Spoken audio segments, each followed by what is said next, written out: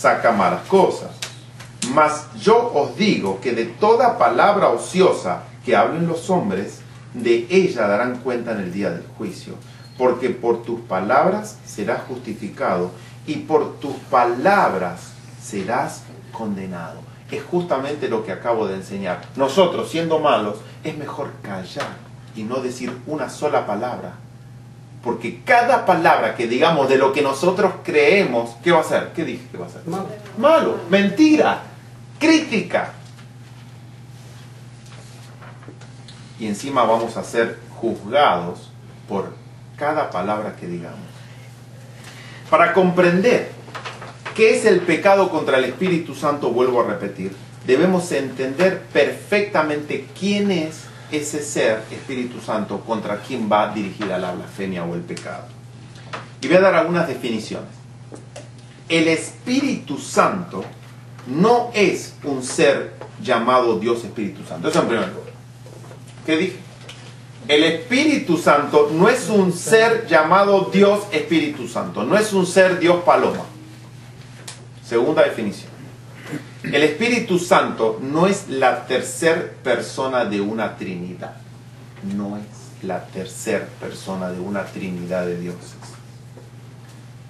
El Espíritu Santo no es un ser separado o distinto a Cristo. El Espíritu Santo no es un ser separado o distinto de Cristo. El Espíritu Santo no es la unión interna entre el Padre y el Hijo, porque eso también es Trinidad. El Espíritu Santo no es la unión interna mística entre el Padre y el Hijo. El Espíritu Santo es Cristo en su naturaleza primaria o divina. La naturaleza primaria, como ya lo estuvimos viendo, de Cristo es divina. Entonces, el Espíritu Santo es Cristo en su naturaleza primaria, divina, espiritual. El Espíritu Santo es el mismo Cristo, desvestido o despojado de su humanidad que adquirió. El pecado contra el Espíritu Santo no es hablar en contra de Cristo o sacarle su divinidad. Este es un punto muy importante. Porque muchas personas pueden llegar a creer que decir, Cristo no es divino, Cristo no es Dios, ya están pecando contra el Espíritu Santo. Sacarle la divinidad a Cristo no es el pecado, porque cualquier pecado, ¿qué dijo Cristo? Es perdonado. Que es perdonado, cualquier pecado. Entonces, sacarle la divinidad a Cristo no es el pecado contra el Espíritu Santo. Un ejemplo, los testigos de Jehová le sacan la divinidad a Cristo, dicen que es un ser creado. Pero ellos no están pecando contra el Espíritu Santo en ese punto. En ese punto. Vamos a estudiar qué es específicamente el pecado contra el Espíritu Santo. Entonces, no porque pensemos que Cristo no es Dios, estamos pecando contra el Espíritu Santo todavía. Cuando Israel crucificó a Cristo, sin saber lo que hacía, tampoco era el pecado contra el Espíritu Santo. No fue el pecado. El pecado fue cometido cuando se le terminó la gracia al pueblo de Israel. Entonces, vuelvo a repetir. El pecado contra el Espíritu Santo no es hablar en contra de Cristo o sacarle su divinidad. El pecado contra el Espíritu Santo es el rechazo a la obra interna de Cristo divino. Traten de visualizar lo que acabo de decir. Lo voy a repetir. En su mente traten de repetir estas palabras para que lo comprendan. El pecado contra el Espíritu Santo es el rechazo a la obra interna de Cristo divino. ¿Por qué digo Cristo divino? Porque es el Espíritu de Cristo. Es el Espíritu Santo. No es el Cristo humano. No es el Cristo físico visible. Es el Cristo invisible. El pecado contra el Espíritu Santo es la sentencia de muerte del juez divino y la renuncia de nuestro abogado. Solo Cristo puede dar. En el momento que nosotros hayamos cometido la blasfemia o pecado contra el Espíritu Santo, se cierra nuestro expediente. y no se vuelve a abrir más. Y quedamos sentenciados para muerte. Y nuestro abogado, que es el mismo juez, terminó renunciando a nuestro caso. Pero solamente Cristo puede dictar esa sentencia. Nosotros no podemos decir bajo ningún aspecto de que tal persona ya ha cometido pecado, porque nosotros no somos los jueces. El único que puede dar esa sentencia, ¿quién es? Cristo. Cristo. Entonces, el Cristo humano es el Hijo del Hombre, que es la naturaleza adquirida y visible. Lo están viendo acá en pantalla. El Cristo humano es el Hijo del Hombre, que es la naturaleza adquirida y visible de Él. Ese es el Cristo humano, el Cristo que está en el lugar santísimo, intercediendo ante el Padre. Ahora, el Cristo divino es el Hijo de Dios.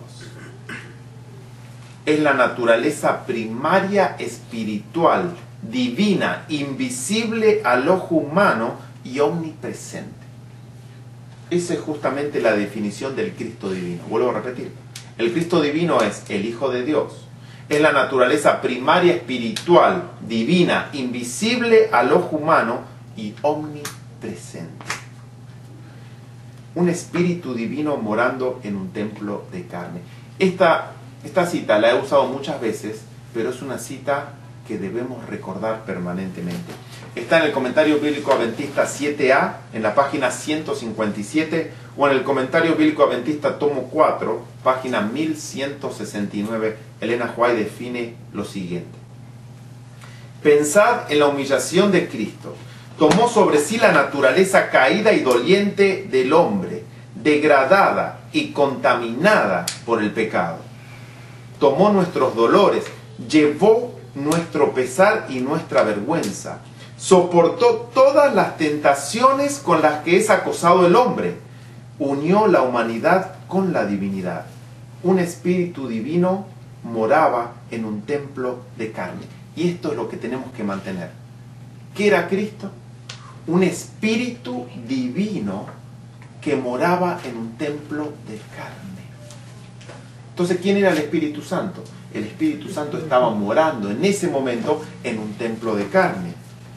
Se unió a sí mismo con el templo. Aquel verbo fue hecho carne y habitó entre nosotros, porque al hacer eso podía relacionarse con los pecaminosos y dolientes hijos e hijas de Adán. Y esto ella lo escribió en Youth Instructor el 20 de diciembre de 1900. The Youth Instructor era una revista adventista. Entonces, esto no es una recopilación, es una cita directa publicada por ella en el año 1900. Entonces, ¿qué era Cristo? Un espíritu divino que moraba en un templo de carne. Eso es fundamental que lo entendamos. ¿Qué era Cristo? Un espíritu divino, o sea, su naturaleza primaria espiritual que tomó una naturaleza adquirida pecaminosa con pecado como es la nuestra. Ahora voy a leer dos citas que se relacionan con el tema anterior, que vienen muy bien acá para recordar lo que vimos en el tema anterior y se relaciona con este. Esto es muy, muy, muy importante. El Camino a Cristo, un libro fantástico que si no lo han leído, suspendan todo lo que están leyendo y pónganse a leer El Camino a Cristo. Página 24 y 25, dice lo siguiente: la Biblia no enseña que el pecador deba arrepentirse antes de poder aceptar la invitación de Cristo. Esto es muy fundamental. Nosotros no tenemos que arrepentirnos para buscar a Cristo. Esto es lo que estuvimos viendo la semana o el video pasado. Nosotros no podemos ni siquiera arrepentirnos, porque nosotros somos hijos de Satanás y no tenemos la menor inclinación hacia Dios. Es más, nacemos odiando a Dios. Entonces, para que nosotros podamos acercarnos a Dios, Cristo nos tiene que resucitar. Entonces, miren lo que dice Elena White. La Biblia no enseña que el pecador deba arrepentirse antes de poder aceptar la invitación de Cristo. Venid a mí, todos los que estáis cansados y agobiados, y yo os daré descanso. La virtud que viene de Cristo es la que guía a un arrepentimiento genuino.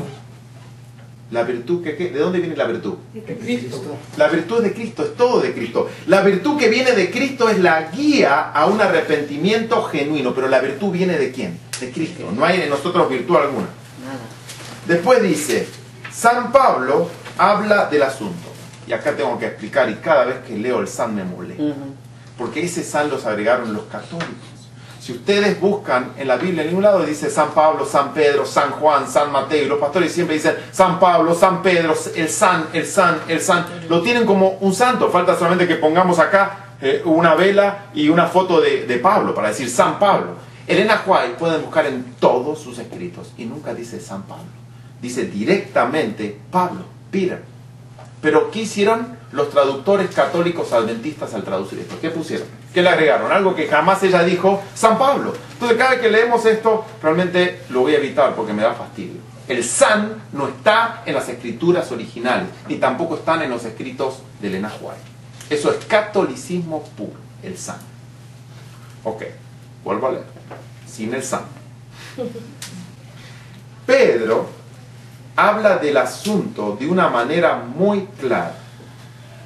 En una exposición a los israelitas, cuando dice, a este Dios le ensalzó con su diestra para ser príncipe y salvador, a fin de dar arrepentimiento a Israel y remisión de pecados.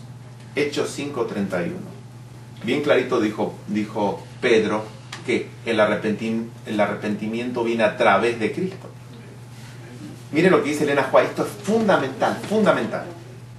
No podemos arrepentirnos sin que el Espíritu de Cristo despierte la conciencia, más de lo que podemos ser perdonados sin Cristo. Esto es fundamental. En esta sola cita se destruye todas las creencias que teníamos anteriormente. Dice que no nos podemos arrepentir nosotros sin que el Espíritu de Cristo despierte. ¿Y ese despierte qué es? Es resucitar. Cuando estamos muertos, ¿qué estamos? Dormidos.